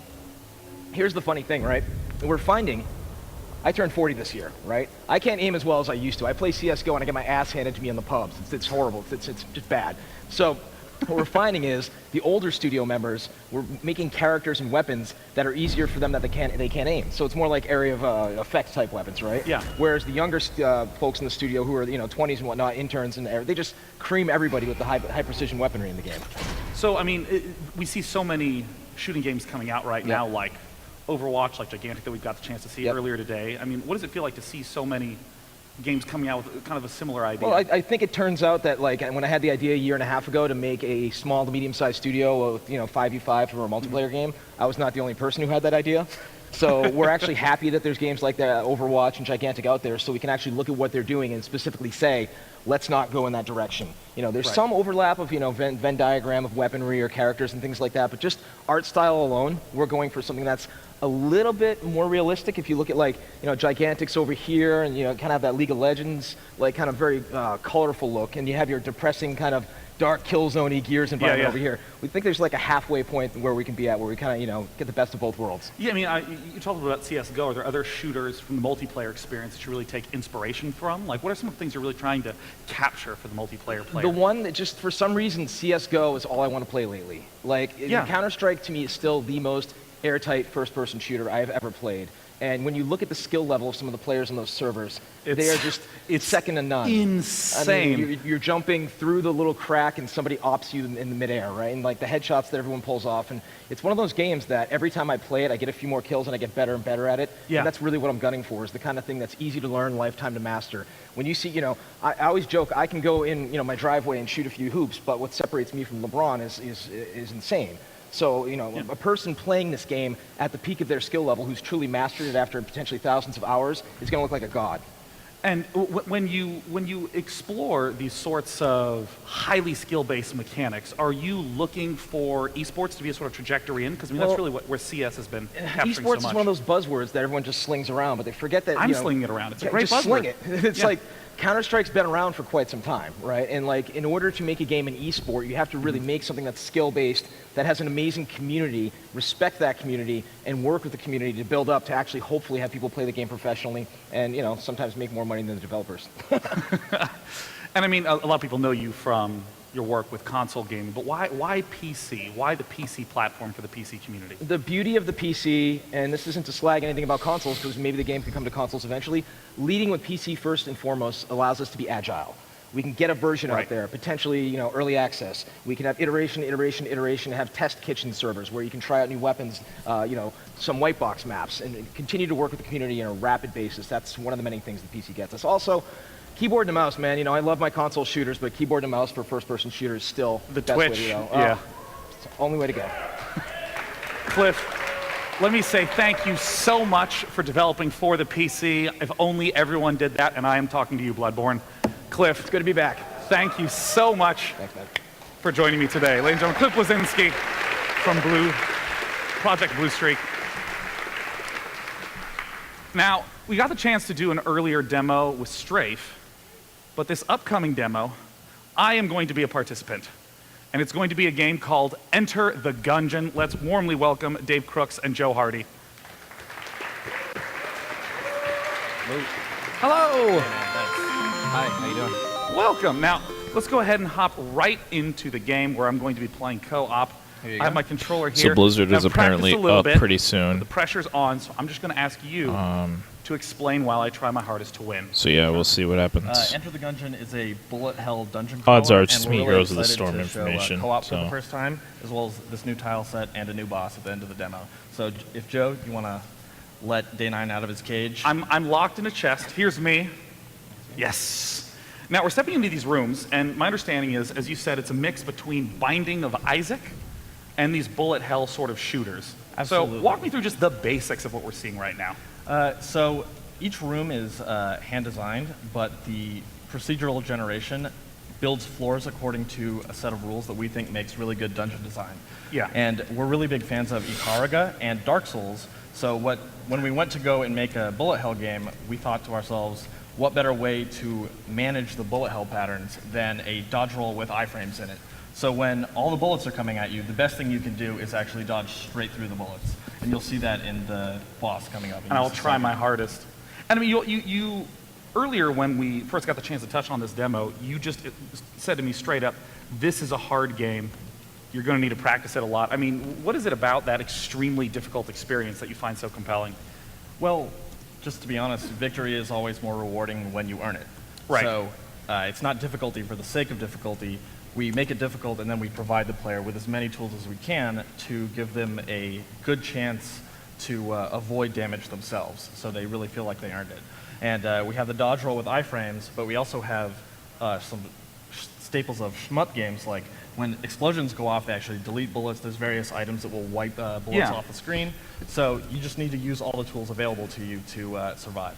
I mean, this looks like it has so many influences from so many games. I mean, even this boss reminds me very much of Link to the Past. Yes, this is our version of the Armos fight from Link to the Past, just with a lot more bullets. I want you to know I am trying as hard as I can. So far, I don't think I've been hit more than once. But you're doing very good. You do have God mode enabled for me because of that fear that I'm... Yeah, see, watch this. Yeah. Before we went live, they're like, we're worried Sean is washed up. Yeah, Is there any chance we can get him training in God mode? Yeah, well, you know. It happens. All right, that did not go very successfully for me. But luckily, Joe has an extremely OP weapon here to demolish the rest of these statues. So what is the variety of weaponry like in the game? There's actually over 200 hand-designed weapons in the game. Oh my god. And as you play over the course of multiple runs, you'll unlock more and more of them. We got him! Yay! Yeah. So I basically go down, battle, and then, oh, this is... Whoever was in charge of this design gets it. I don't know if you guys can hear it, but when you actually shoot that weapon, it changes the music to something extremely happy. So the game loop is go in the dungeon, flip tables, dodge roll, shoot everything, probably die, but hopefully along the way you've unlocked some new stuff that you can use in the next runs. For any of you who are big fans of the Twitch action gameplay, I strongly recommend Enter the Gungeon. Thank you so much, guys. Thank you very much. For coming out, showcasing it today. Thank you. Now, our next guests have a special place in my heart because they worked on a game I play a lot, a game called StarCraft. Please do. Yes! especially StarCraft Brood War. Oh, 17 years ago it was released. Please join me in welcoming to the stage Chris Siggety and Dustin Browder from Blizzard Entertainment. Dustin, what is up? Chris, welcome. Please join me. I will continue my journey back to my table of authority.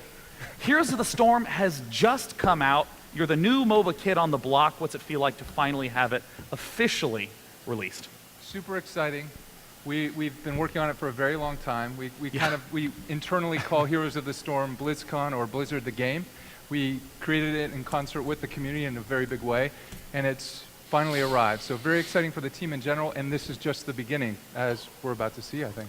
Yeah, I mean, what's especially interesting to me is that many players of the MOBA genre will be familiar with the business model of releasing new heroes one at a time. And of course, Heroes of the Storm does this, but today we're talking about the first expansion for Heroes of the Storm, Eternal Conflict. Let's take a look.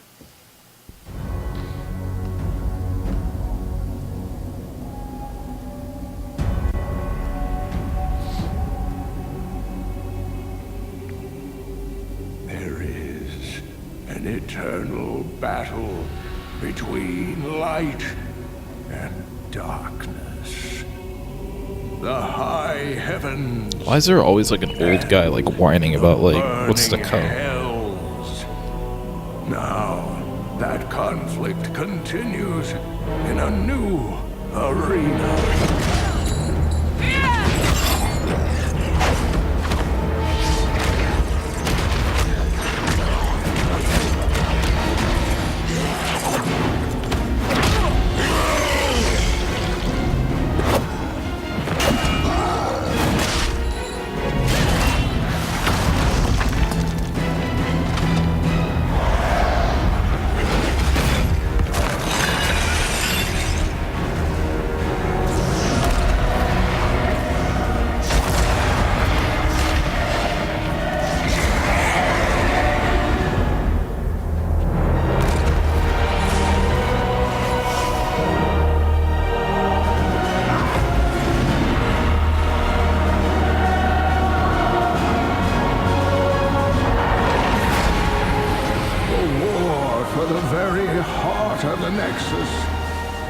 Is about to begin.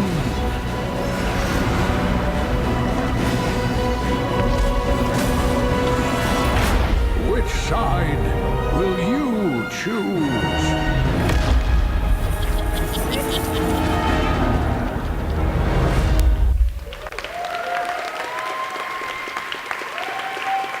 Awesome. But I first want to ask, how do we think about what it means to have an expansion in a MOBA? Yeah, for us, Eternal Conflict represents this epic moment for us, which is the first Blizzard world entering the Nexus. It's all about Diablo for the next several months. It's heroes, it's battlegrounds, and more. And it's coming on June 30th. It's 2 weeks away. It goes up on PTR next week, so we're super excited about it. Well, awesome. I also understand that the Treasure Goblin from Diablo 3 is a feature in the game. Right. Treasure Goblin from D3 is up there. It spawns in the battlegrounds. In the first 30 seconds before the gates lift, you get the opportunity to kill the Treasure Goblin before he escapes through his portal, and if so, you get some bonus gold. So we're excited about that, too. Whoever thought of the Treasure Goblin mechanic for Diablo 3 is a genius, man. That makes so much sense. It's a walking piñata. Yeah. Now, in terms of some new heroes, I'm excited to talk about King Leoric. Right. New hero coming in Eternal Skeleton Conflict. King. Skeleton King. Yeah. Dustin, tell me about King Leoric. This is a hero we've wanted to do for a long time. He's a favorite boss from the world of Diablo. We have characters in our game that we're allowed to do some really unusual things. We've changed a lot of the core rules associated with the genre. So Leoric has a trait, which is sort of something that defines him specifically. When he dies, he turns into a wraith, and he stays on the battlefield.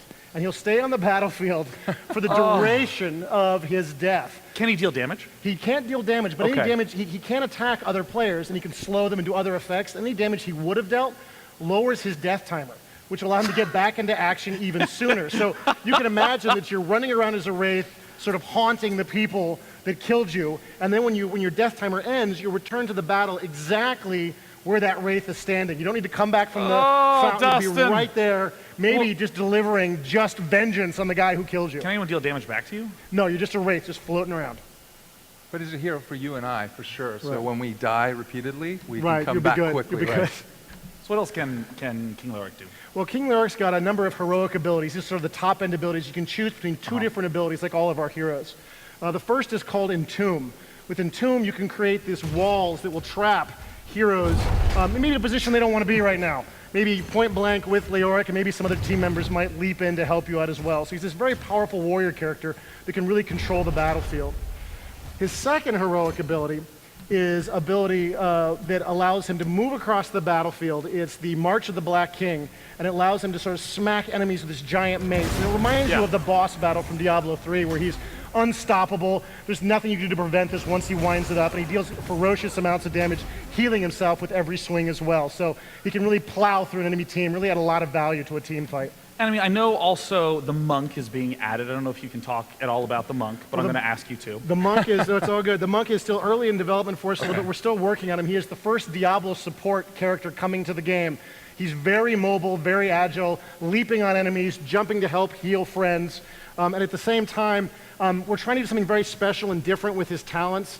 So the monk is a character that can choose his own trait at the very beginning of the game. So instead of having a usual set of talents at level 1, he can choose which trait he would like to take, whether he wants to be more of an attack-oriented character, more of a melee kind of brawler, or more of a traditional support character. And it really allows us to use this talent system and really push it, giving you, the player, a lot of control over how you play this character. I mean, these heroes are particularly sort of crazy. I mean, with the way that you're working with the talent system, with the respawn, and with like so much content to draw from your past IPs, how do you do the sorting? Not just with which heroes you want to put in, but with these sort of ideas that we're actually getting the chance to see today. Well, there's a lot of different reasons. You know, obviously Diablo support was something the community had been requesting for a long time that we wanted to do. The idea of having a character that didn't die was, came from, and we looked for different characters that could be on. We talked about Malthael for a little bit, as maybe that kind of character. And really, we looked at it, we felt like the Skeleton King made a little bit more sense. So sometimes we have an idea for a game mechanic, something that will really push the boundaries of what you've seen in this genre before. And sometimes it's just a character that needs to be done. So like, Arthas is going to happen. Like, we've got to do that guy. And sometimes it's just lots of different reasons. Yeah, I mean, for me, so many of the heroes that really stand out are like the Murkies, the Abathurs, the really fringe sort of characters. So I'm very excited to see. I think, Heroes has tried to set, and tried hard, and I think succeeded, to really set a tone of expect the unexpected. And there are these heroes, and they're, the designers are really killing it, I think, with the amount of variety you see between the heroes. It's something that makes me continue playing Heroes each night. So. Oh, I can't believe this is still going on. Since I have you both here, I want to talk about a game that seems that it will actually get the end to the storyline that began like 17 years ago. Oh my StarCraft God. II Legacy of the Void. Finally. Yeah. It's oh my God. Super exciting. We're so excited about it, and honestly, very humbling to be a part of it, because these stories around Jim Raynor, around Zeratul, Artanis, Kerrigan, these have been going on since the original StarCraft, and then here with StarCraft II, we're sort of finishing those in this epic conclusion, and it's coming soon. So we're very, very excited about it. I mean, what's that like for you guys personally to see, the end of the storyline so close? Yeah. Yeah,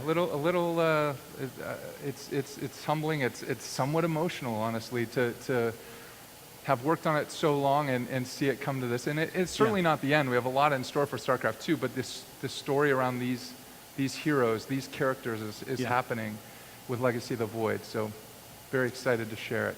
We also have, we have a special video piece for any of you who know where the story ended at the end of Heart of the Swarm. Let's take a look at the Whispers of Oblivion.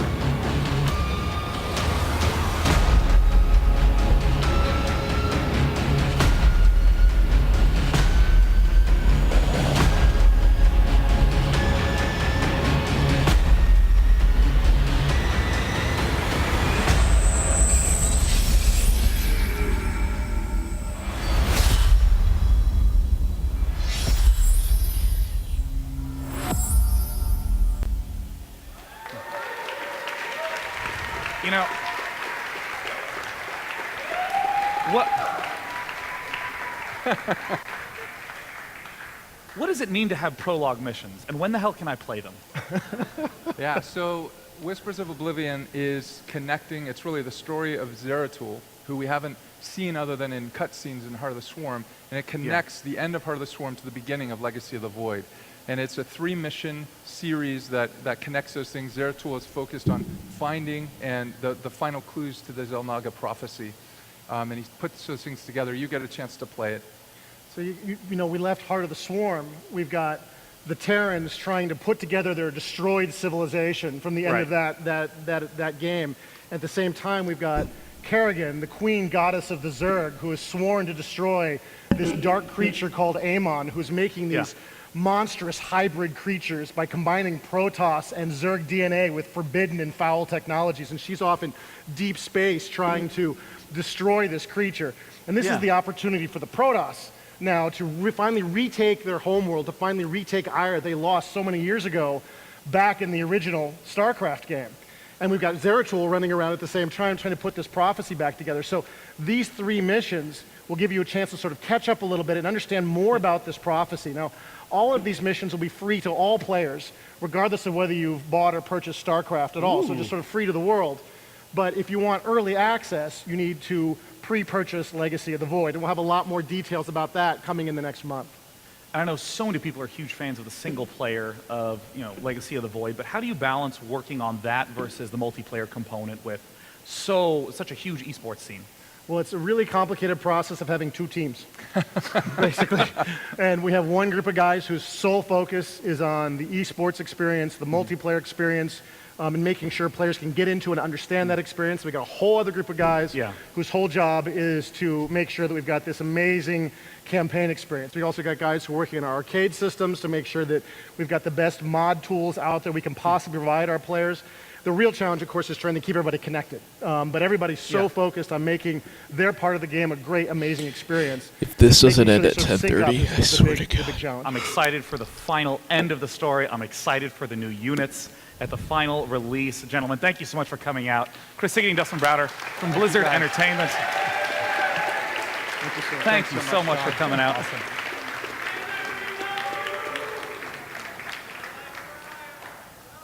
It is time for our final guest of the night. I hope you guys have enjoyed our show throughout. Half-Life 3. We've gotten a chance to see one of the long-standing sci-fi series of the PC, and now we're getting a chance to look at one of the new ones. Let's take a look at a game that has ambition in spades. It's No Man's Sky. Oh, No Man's Sky. This again. I'm just gonna jot this down because, like, we've heard about it already.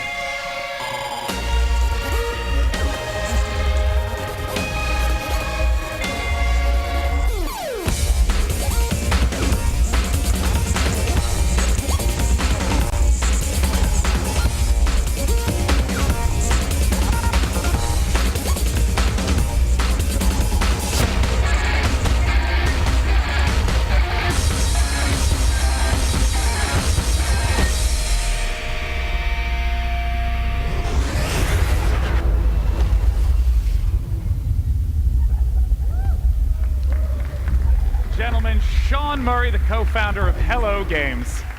Hello, Sean. Hi. Pleasure to finally get the chance to meet you, Sean. Now, I know up until now, No Man's Sky has only been confirmed for PS4. Yeah. Is there some news you have for me? Yeah, so we were actually going to announce a release date at E3, but for reasons we can't. We'll announce the release date soon, and when we announce that release date, it will be for PS4 and PC at the same time. Yay! Now, I mean, It's no I longer mentioned this frickin' before PS4 you came out. exclusive. The ambition of this game. I think it does belong on PC. Massive. So. How big's your team? There's about 10 of us. God! I mean, the trailer looks amazing. That trailer was really full of itself.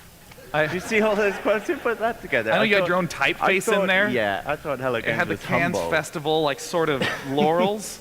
What's happened to them? LA has got to them. But how do you go about... So I find that very funny. How do you go about playtesting something that's so heavily based on procedural generation? Well, you have to do a lot of like normal human playtesting, but we talked about this a little bit before, that we actually have effectively bots. We run a server, and these AI bots, they go and visit planets, and they actually record little animated GIFs, and they keep track of memory usage and frame rate and things like that. So we send out our little AI drone spiders, and they, you know, come back from the cosmos telling us how things are going and how the game's shaping up, basically. And I mean, when Sharita was out earlier, she talked about that with her game, the biggest concern was keeping scope under control. How do you, I mean, maybe you didn't. We didn't. Yeah, how? I mean, just with something this massive, walk me through what the process is of how you decide what goes in the game, what doesn't go in the game, what you're trying to hit. Because when I look at No Man's Sky, it seems almost like an everything game. Yeah, somebody said that to me. It sounds like a game design of like a child, basically. Yeah. And I don't know how to take that. I guess, yeah, probably that's true. Like I think, you know, we grew up playing games like Elite, stuff like that, you know. Right. And I guess this was the game, for me at least, that I imagined at the time, you know. And actually, there were a lot more games, they were a lot more open like that in those kind of like Commodore 64 days and like early PC days. There were a lot more freer, open, and kind of, you know, almost wild. Like I remember you would get your keyboard and you would have no idea what anything did, and you would press all the buttons on it, and that's how you discover it. Right, exactly. And so nobody's really tried games like this so much since then. I mean, I think there has been a wave of them, like on PC recently, right? Especially in early access, things that are more kind of open, more sandboxy and stuff like that. And that's definitely where we kind of place ourselves. I'm sort of curious, going back in time a little bit, when was the moment that you thought that you could really pull this off? I'm not sure that's arrived yet. No, like, I think we grow more and more in confidence, like His laugh in is so what we're funny. doing. But this E3 is kind of when we've been showing people, going on hands-on, and even kind of last night at the Sony press conference, just playing it live and showing people how it is. You know, it's a weird feeling to work on a game that so many people say, you know, I'm not sure if it's real and things like that, because of course you know that it is. You're playing it every day and stuff like that. So it's odd. It's, you know, it is ambitious in some ways, but it's not. It's you know, it's perfectly doable by a small team because we're using the computer to generate everything rather than trying to generate everything ourselves. Well, I mean, it is really a feat of procedural generation, everything you've been able to pull off. I love the vibrant art style. I will continue to follow No Man's Sky closely. Our final guest, ladies and gentlemen, Sean Murray. Thank you so much, Sean. Thank you. And with that, ladies and gentlemen, we have successfully done the first ever PC Gaming Show! Thank you all so much for coming out tonight. Thank you, Internet, for joining us as well via Twitch.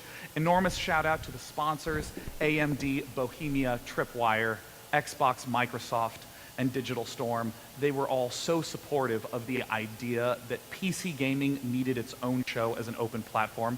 I'd like to give a special thanks to the wonderful folk at PC Gamer for pulling so much of this off. Hooray, PC Gamer!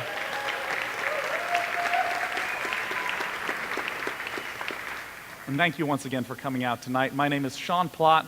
Go play more video games. Bye. Well,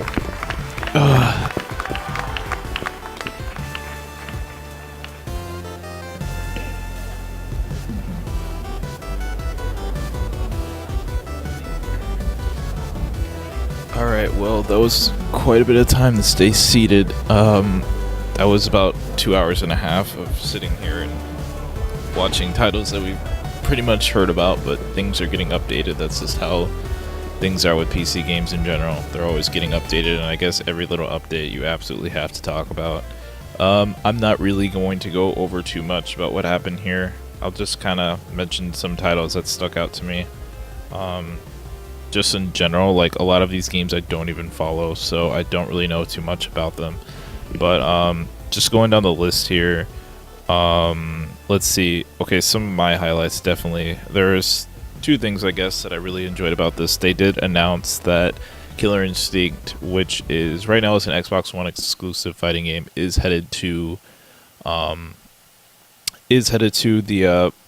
Windows, so it's coming to the PC, Windows 10 in 2016. Though I just saw the developers of the game, they tweeted out that they don't have any information on it right now, any more information besides the fact that it'll be coming in 2016. Did I say 2010? Hopefully not.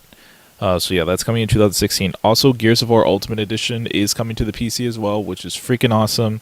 Odds are we're going to end up getting Gears of War 4 for the PC too, but they haven't announced anything about that yet, so it's definitely a possibility in the future, I think.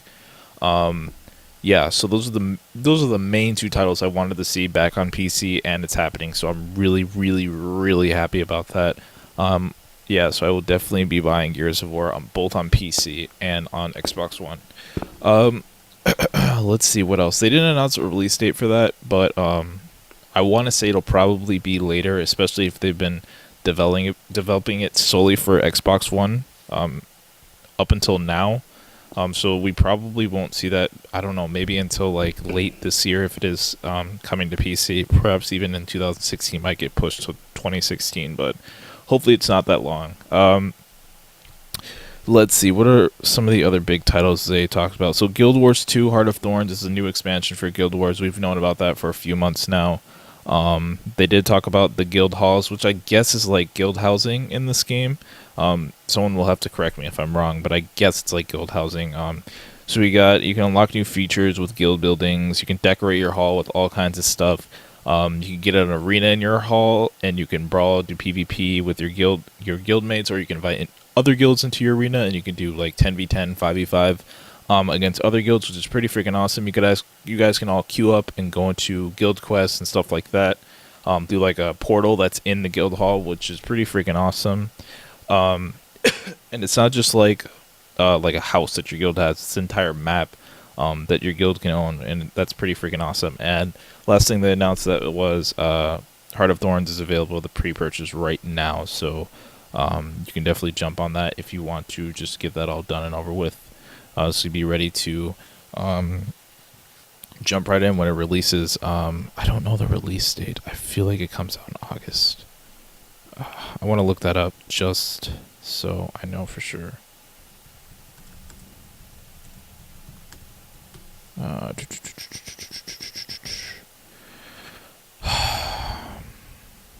Oh, I guess there is no current release date yet. Okay, well, it's coming soon. I would guess probably sometime this year, considering you could pre-purchase it now. I would guess it's coming sometime this year, so I would expect sometime fall this year the expansion will arrive. I'm happy that it's not coming like this month, because that's what I thought originally, like it was coming really soon.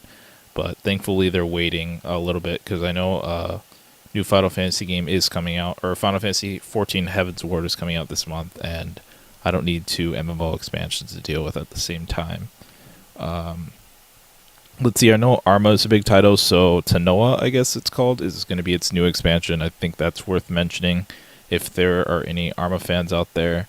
Let's see, we got a Planet Coaster announcement. It looks like just like a new roller coaster tycoon simulation game. You make your own theme park, stuff like that. That's looking pretty cool. I believe that was a Kickstarter title that was successful.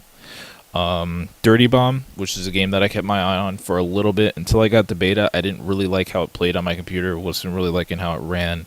I'm pretty sure once I get a new graphics unit, it'll play a lot better. It looks to be like a really fun game.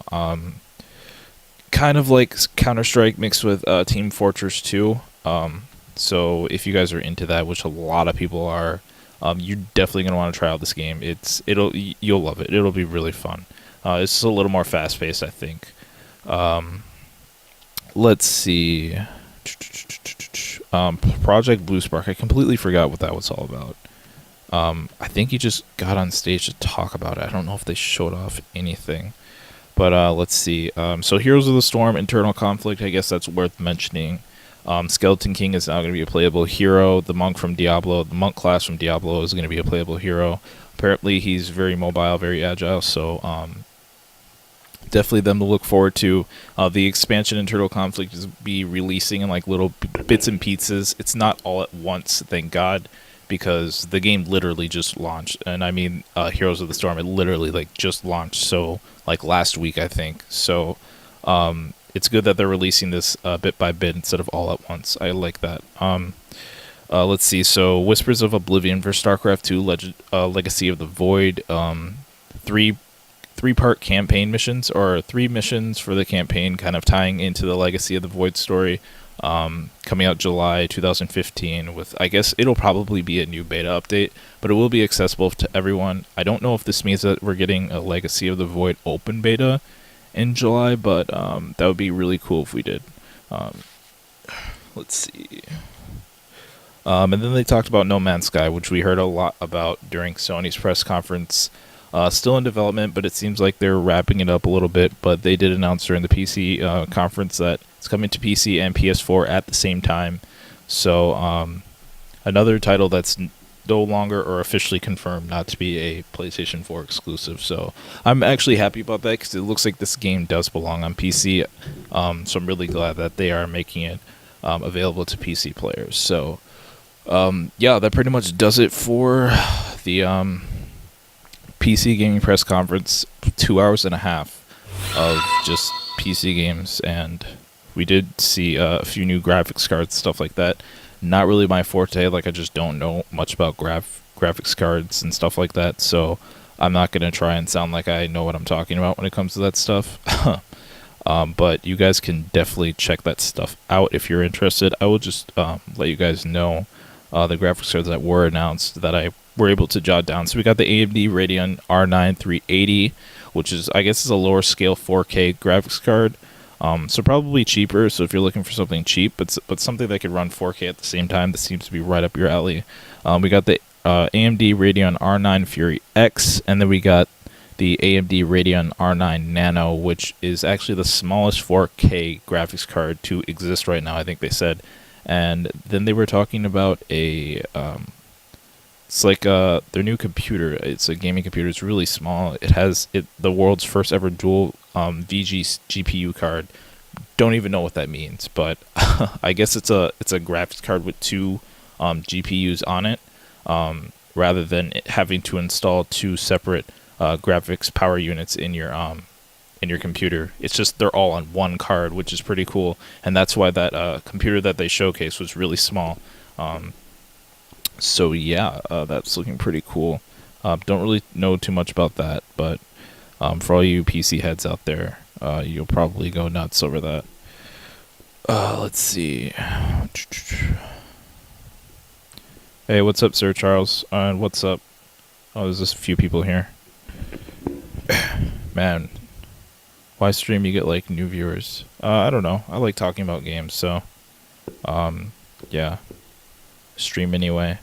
What's up, Sub-Zero? I know you're in the chat. How are you doing? Welcome to the stream, Lone Wolf. But yeah, that pretty much does it for everything that was announced during the PC, or all the big stuff that was announced during the PC gaming press conference. Just a crap ton of titles, many of which that I don't really follow too often. So, was it worth sitting 2.5 hours? Probably not. But some of the stuff was what I was glad to see. So Gears of War Ultimate Edition coming to PC and Killer Instinct coming to the PC. I'm definitely really excited about that, especially considering the fact that Gears of War Ultimate Edition has confirmed to be, is confirmed to have LAN support, which is pretty freaking awesome. So I'm really happy about that. All right, so I'm probably going to take a break pretty soon, like now, more than likely.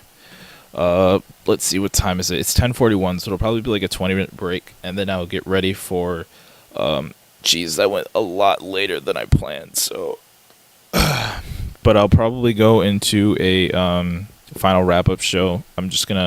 Or final wrap-up segment. I'm just gonna kind of go over all the big titles that were announced the past 2 days. We did get a lot of stuff, so I'm gonna kind of try and scale it down a little bit.